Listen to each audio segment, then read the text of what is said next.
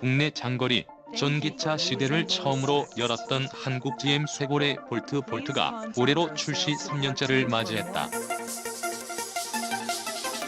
우수한 디자인, 주행거리, 배터리 효율성, 넉넉한 실내 공간 등 다양한 장점을 갖춰 매년 공급하는 물량보다 수요가 더 많은 상황이다. 올 1분기에만 벌써 650대가 팔리며 지난해보다 294%가량 성장했다. 한국 GM은 사상 최대 규모인 7,000대를 준비해 많은 고객에게 공급할 계획이다.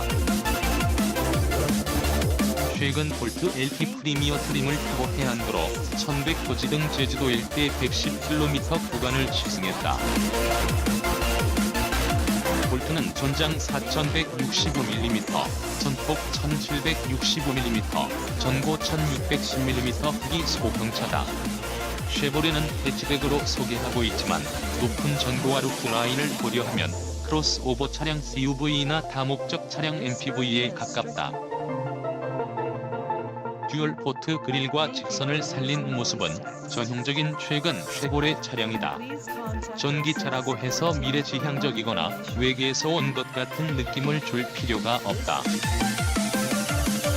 이제는 현실로 들어온 새로운 동력을 사용하는 차량이기 때문이다. 실내는 차량 크기 대비 넓은 편이다. 쉐보레 소형차 전용 감마 플랫폼이 아닌 볼트를 위한 전용 플랫폼을 적용한 덕분이다. 앞좌석은 준중형급 공간을 제공한다. 뒷좌석과 트렁크 공간도 좁지 않다. 오히려 동급 내연기관 차량과 비교하면 훨씬 넉넉했다. 다만 배터리를 바닥에 깔면서 높게 설정된 시트 포지션은 승차감이나 주행 안정감을 떨어뜨렸다. 트렁크는 바닥판을 제거하면 적재 공간이 2배로 늘어났다.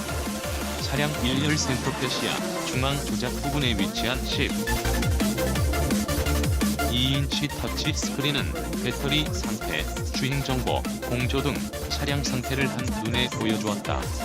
애플 카플레이, 구글 안드로이드 오토를 활용한 인포테인먼트 시스템도 구현한다. 한국 GM은 볼트 인포테인먼트 시스템에 쉐보레 고유의 사용자 경험 UX를 구축했다. 기능적인 면에서는 부족하지 않았지만 그래픽이나 눈에 보여지는 부분에서 보완이 필요했다. 지난해부터 안드로이드 오토가 국내에서도 이용할 수 있게 되면서 볼트의 단점으로 꼽혔던 인포테인먼트 시스템에 대한 활용도가 높아졌다.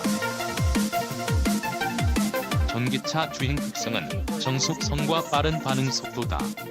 제주 시내도로에서 시속 30에서 50km 속도로 주행할 때는 아무런 소리가 들리지 않았다. 또 파워트레인의 경우 48V 마일드 하이브리드의 적용을 통해 효율성을 향상시켰다. 노면음, 풍절음 등 외부 소음이나 모터 소리와 같은 차량 내부 소음이 객실 내로 거의 유입되지 않았다. 엔진이 없기 때문에 진동도 전혀 없다. 실내에서는 탑승객 숨소리가 들릴 정도로 조용했다. 제주도 일주도로에서는 볼트 가속력을 알아볼 수 있었다. 볼트는 최고 출력 204마력, 최대 토크 36.7kg, M 힘을 내는 싱글 모터 시스템을 갖췄다. 정지 상태에서 시속 100km 속도까지 7초 안에 도달한다. 실제로 주행 중 가속 페달을 끝까지 밟자 윙하는 모터 소리와 함께 순식간에 앞으로 치고 나갔다. 몸이 뒤로 젖혀지면서 시트에 박혔다. 1100고지를 향해 언덕길을 올라갈 때도 전혀 힘이 부족하지 않았다. 높은 토크 덕분에 웬만한 디젤 차량보다 시원한 가속력을 제공했다. 회생제동 시스템을 이용해 에너지를 절약하는 재미도 쏠쏠했다. 볼트는 회생제동할 수 있는 두 가지 방식이 있다. 스티어링 휠 왼쪽 뒤편 버튼을 눌러 속도를 줄이는 방법과 기어 스틱을 L로 놓고 가속 페달에서 발을 떼는 방법이 있다. 스티어링 휠 뒤 버튼만으로 브레이크를 살짝 밟는 효과를 내는데 발을 움직일 필요가 없이 마치 오디오 볼륨을 조절하듯 터치 한 번으로 속도를 줄일 수 있다. 뒤에서 기어 스틸을 툭 치면 엘로 모드가 옮겨졌다. 가속 페달 하나로 가속과 제동을 다하는 원 페달 시스템을 구현했다. 가속 페달에서 발을 떼기만 해도 속도가 급격히 줄어든다. 감속을 하는 것뿐만 아니라 제동에 가깝게 감속을 하고 그대로 발을 떼고 있으면 차가 멈추기까지 한다. 속도에 따라 다르지만 감속을 시작해 차가 멈추기까지는 매우 짧다. 거의 브레이크를 꾹 밟는 수준의 감속 충격이 있다. 막히는 시내 주행에서는 페달 하나만으로 가속, 제동을 조절해서 더욱 편리할 것 같다. 실제 1100고지를 올라갈 때는 주행 가능 거리가 150km 이상 줄어들었다. 하지만 산등성이를 내려가기 시작하자 주행 가능 거리가 늘어나는 것을 눈으로 확인할 수 있었다.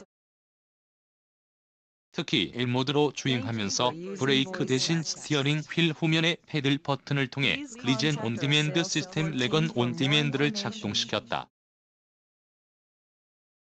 그 결과 중문단지에 도착했을 때쯤 주행 거리가 1100고지 오르기 전과 비슷한 수준까지 충전됐다. 다만 고속주행 중에는 L모드로 주행할 경우 제동이 강하게 걸려서 오히려 불편했다. 또 탄력주행이 불가능해 주행거리에 손해를 보는 느낌이었다. 고속도로에서는 주로 D모드로 주행하는 것이 효율성이 높았다. 볼트 가격은 LT 4,593만원, LT 디럭스 4,693만원, 프리미어 4,814만원이다. 자체별 보조금은 올해 최대 1,000만원까지 지원된다. 벤츠, 신형 GLS 유럽에서 2개 디젤 출시. 1억 1,100만원 시작 2019 뉴욕 오토쇼를 통해 세계 최초로 공개된 메르세데스 벤츠의 플래그십 스포츠 유틸리티 차량 SUV 신형 GLS가 유럽에서 2개의 디젤 옵션을 통해 본격적인 사전 계약에 들어갔다.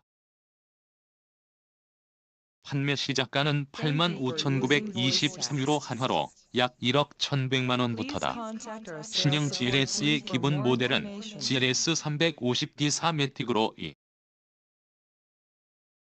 9리터 터보 디젤 엔진이 탑재되고 최대 출력 282마력, 최대 토크 600Nm을 발휘한다.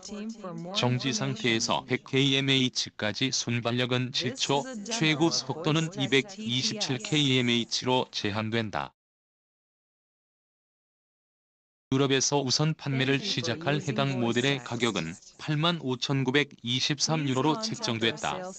다음으로 GLS 400D4 매틱은 앞서 350D와 동일한 엔진을 사용하지만 최대 출력이 325마력으로 상승한다. 여기에 최대 토크 역시 700Nm로 높아지고 정지 상태에서 100kmh까지 6.3초의 순간 가속력과 최대 238kmh의 속력을 발휘한다.